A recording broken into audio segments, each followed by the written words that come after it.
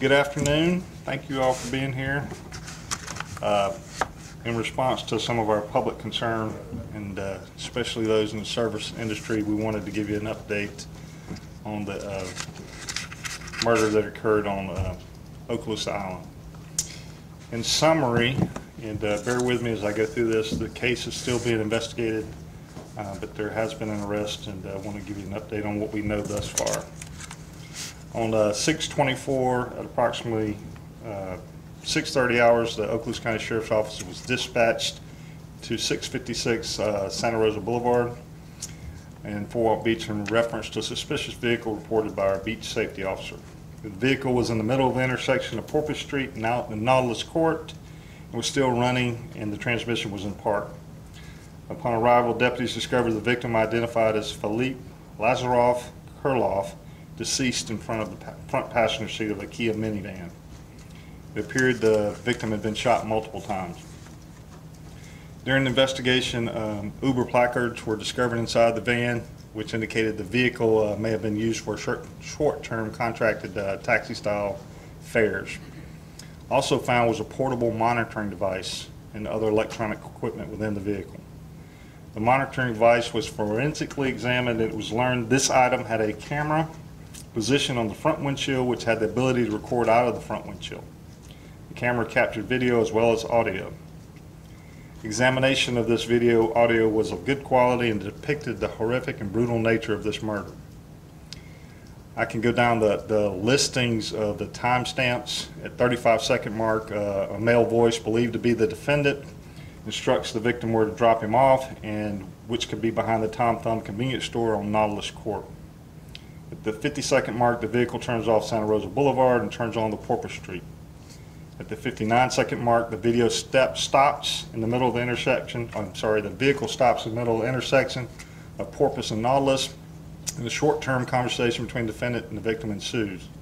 At the 1:05 mark into the video, the first gunshot occurs, and based on audio heard, the victim is struck.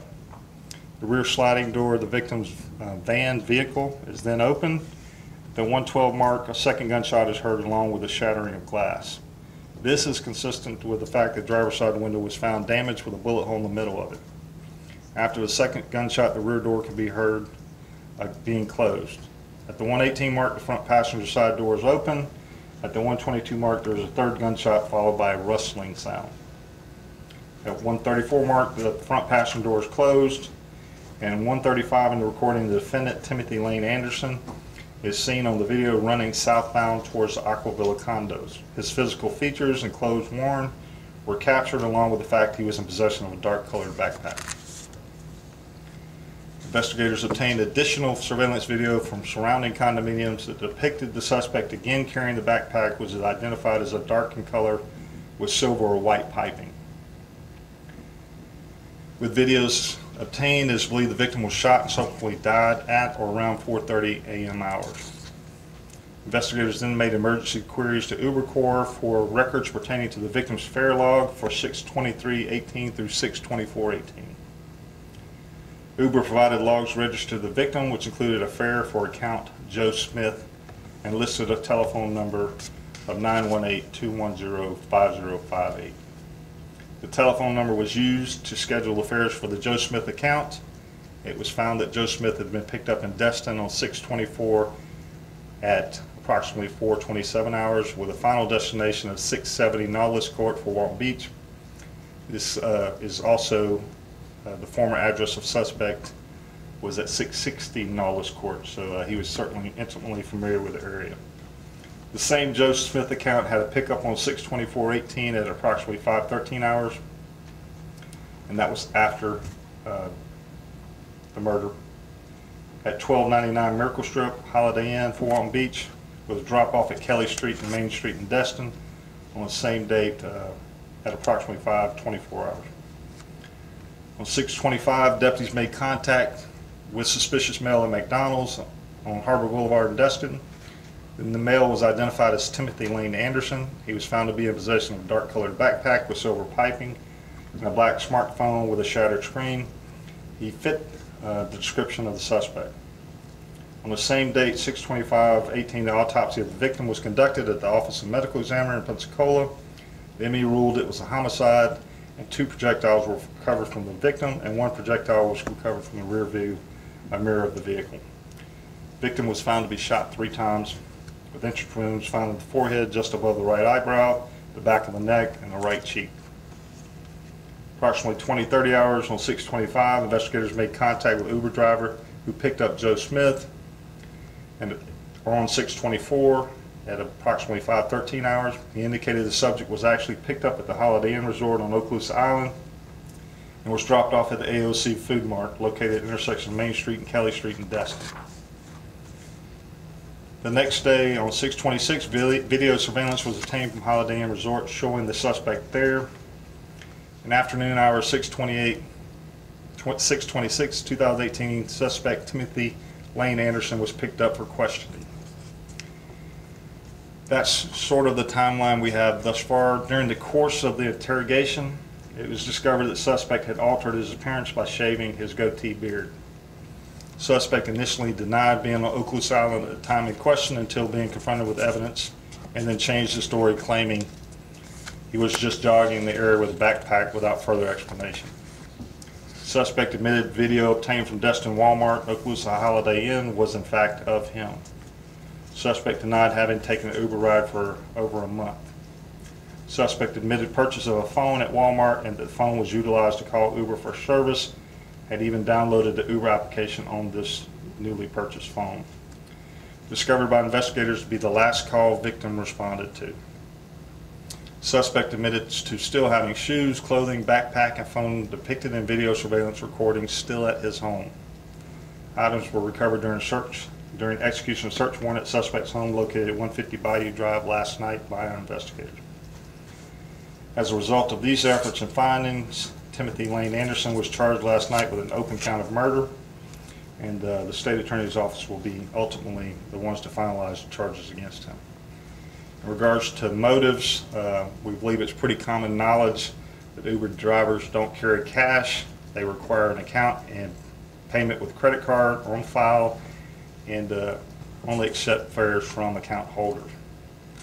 We have no evidence of other motives other than those news articles published previously indicating the suspect's dislike of Uber in general. Those news articles, Destin Log article July 31st, 2015, and Northwest Florida Daily News article on November 28, 2017, certainly indicated dislike for Uber. We've discovered no other evidence to the point that would lead us to a motive other than possible revenge. We believe this incident is an isolated occurrence committed by a cold and calculated killer. And with that said, we certainly encourage all service providers to invest in their personal security, whether that's video cameras or other types of protection. I want to say that our victim and our community assisted our investigators in solving this crime. Had he not had that video monitoring, security monitoring within his vehicle, that was our first big break. This thing may have gone much further or lasted much longer. I want to thank certainly these brave men and women who just worked tirelessly. I mean, they were just goes. I want to thank our state attorney's office for assisting with legal advice, subpoenas, search warrants, and I want to thank our community for so graciously allowing us to utilize the video recordings at their homes and their businesses, and I want to thank Uber for their prompt response to our inquiries. This case is still under investigation, but I think it's important that everybody know that this killer is caught, this killer will be held accountable, and that our business community and certainly those involved in taxis and Uber driving can feel secure that this one is done. I'm certainly willing to answer any of your questions. Yes, ma'am. Annie Langs, Northwest Florida Daily News. It says in the arrest report, and you said just now, that after allegedly shooting the victim, he took another Uber back to Destin. Has the sheriff's office investigated or made any kind of connections? Why was it this victim? If he was out to shoot Uber drivers, why not shoot the other Uber driver as well? Is there any evidence that he and the victim knew each other prior to this? We have no evidence they had any previous relationship. Having said that, why he picked this one is all speculation. It could be that this was the only opportunity without other people being around. The fact that he took him to his previous address. The suspect previously lived at 660 Nautilus Court. This incident occurred at 557 Nautilus Court. It could just be the area he was in and familiar with. We don't know that. Did the other Uber driver indicate that he was acting strange or anything like that? No, he clarified for us exactly that. I guess we had some other address. He said, no, I dropped him off at the Holiday Inn, or picked him up at the Holiday Inn and dropped him off at the AOC Food Mart. For people that haven't read those articles, can you tell us a little bit more about, you said his dislike of Uber? Yes, basically he claimed to have filed a lawsuit in 2015 against Uber for unfair and deceptive business practices. I saw an article in 2017 where it didn't appear that an actual lawsuit had been filed, but rather he was seeking other cab drivers and taxi vendors to join a petition with him to seek a class action lawsuit. We're still investigating whether an actual lawsuit was ever filed or not. These were issues, I think, at the airport, Uber drivers competing with taxi drivers and having proper licensing and the like. And just from the articles, it appears he had a pretty significant dislike of Uber. Do you know what cab company he used to work for? Shuttle service for Surfside Shuttle back in 2010. Was he currently employed at the time of the alleged offense? He is currently unemployed. Have you guys been able to locate the weapon he used in the shooting? No, we're currently diving in a couple different locations as we speak, where it may have been thrown into the water, or it may be elsewhere that I'm not willing to go into right now. But we're certainly still looking for it. We're also trying to determine whether he's a convicted felon or not, reading those criminal histories. I know he's been arrested 6 times for felonies and 4 misdemeanors, so he certainly has a history. We just can't determine whether he was adjudicated or not. So if he hadn't been adjudicated, then he could still purchase a firearm. If he has been adjudicated, then possession of a firearm by a convicted felon would be another issue.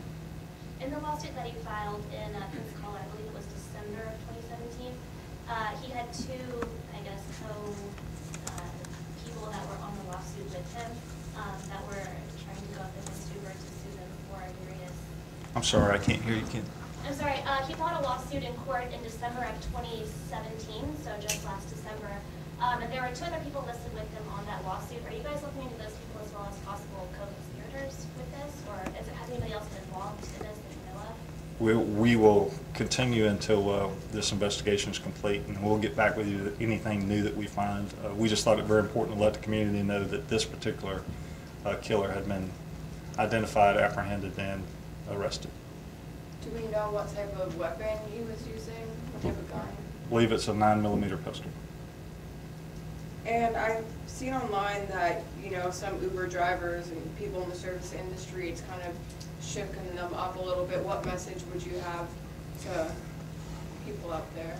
I would encourage all of us, not just those in the taxi or fare business, to be very aware of your surroundings, and to also invest in your security, where that might be an in-car camera, or that might be some separation between the front and back seat. Especially those that are in business on their own without some company behind them. That I wouldn't go so far as to ballistic panels, but certainly some separation between the back seat and the front seat. And earlier this week, you guys reached out to the public asking for them to help if they had any surveillance or anything. Did any of that aid you guys in your investigation? Again, our community was tremendous. Our business community, our condo association, those videos assisted these investigators in tracking this individual from before the murder, during the murder, and after the murder. Earlier you said he had a criminal history. What were some of the charges? I don't know that. He had a couple or 2 or 3 DUIs, narcotics, felony narcotics, battery, assault, probation violation, evidence tampering, and defrauding an innkeeper, and resisting without. And I just wanted to double check, I think you said the shooting happened around 4:30 in the morning, is that correct? Yes. And the car just sat there for a few hours? About an hour, a little over an hour. It was still running, still in park. Are you able to say, you know, when the shooting happened, like, were they arguing? Did he get in the car and do it right away? Or There was no arguing. There was, the fare had already been paid, of course. There was nothing. He was getting out of the car. He got him to his location, turned around, and got shot. Then came around and shot him again? Yes. And I don't know if you have any background info on the victim, if they've had a criminal history, are they from here, kind of giving people an idea of who this guy was? We don't have any indication that our victim knew the suspect, and certainly not going into the victim's background at this point. Did Anderson pose any problems when you guys tried to apprehend him? I think he certainly, once we got into he was very comfortable talking with us until we got into confronting his deception to us with evidence, and then he asked for an attorney, and that's when we allowed him to speak with an attorney and ended our questioning. So he's denying it? Yes. Well, he didn't admit it. He made some admissions, though, that whenever you start working a timeline and people tell you where they were or weren't, and you prove otherwise, then deception is certainly an indicator that you're guilty. And I know you talk about that the video camera and stuff helped, but I'm sure it seems like the app in itself helped you guys. Uber was very helpful in our inquiries. Having the phone is pretty key in this particular case. That was the last call to this particular driver. So let's just put it this way: the phone is key. That is the call that the Uber received. From that number, that phone was purchased by our suspect. We have that on video. We have his admission that he purchased that phone, that he downloaded the app. So unless somebody mysteriously has the same phone number and the same phone, I'm not sure who else could have done it. And I'm sure the payment linked to the account is associated with Mr. Anderson? It's associated with the Joe Smith. Remember, the Joe Smith was the name being used. The account was set up under Joe Smith. Having this Uber threat coming from taxi drivers, kind of being a new thing, happening, reoccurring, what's the safety that you guys would say? Is it safe to take Uber? Is it not? Would you rather a taxi? No, I would encourage, I've seen some social media posts or folks have, people claiming or making allegations that they've been threatened or harassed in past. I would just strongly encourage anybody who's ever been harassed or threatened or intimidated as a result of their business to notify law enforcement at the time that it occurs, because we will certainly investigate it. We live in a free market society. Competition's good. It drives prices down, increase or improve services, and the last thing we want to do is create an atmosphere where businesses can't be businesses because of competition. So law enforcement takes it seriously. We'll certainly investigate any of those claims or allegations in regards to intimidation or threats. Do you all have any official record of threats? Has anyone filed police reports? Is that a problem in Okaloosa? Not that I'm aware of. Not at this time, no. We've seen some on social media. These folks, I just want to say that often, frequently, and I can't emphasize it enough, that they work tirelessly and they give it their all, and our community should feel fortunate to have folks like this committed to doing this type of work, because it's hard on them, it's hard on their families, and they've been at it for 3 days solid, working night and day trying to solve this thing, and they got it done. So kudos to them, and I'll certainly recognize them in future ceremonies, but for today's, Okaloosa County residents have good people representing them and working hard for them. Thank you again for coming out.